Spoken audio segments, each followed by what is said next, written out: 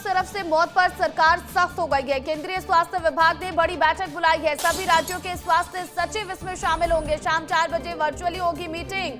तो बड़ी खबर आपको बता दें, कफ सिरप मामले में अब सरकार सख्त हो गई है। केंद्रीय स्वास्थ्य विभाग ने बड़ी बैठक बुलाई है।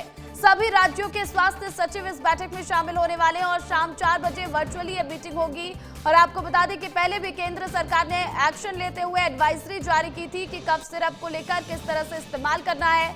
2 साल से कम उम्र के बच्चों को कफ सिरप नहीं दिया जाएगा और साथ ही साथ ये भी कहा गया था कि 5 साल से कम उम्र के बच्चों को डॉक्टरों की सलाह पर ही कफ सिरप पिलाएं। और अब सरकार एक बड़ी बैठक करने वाली है।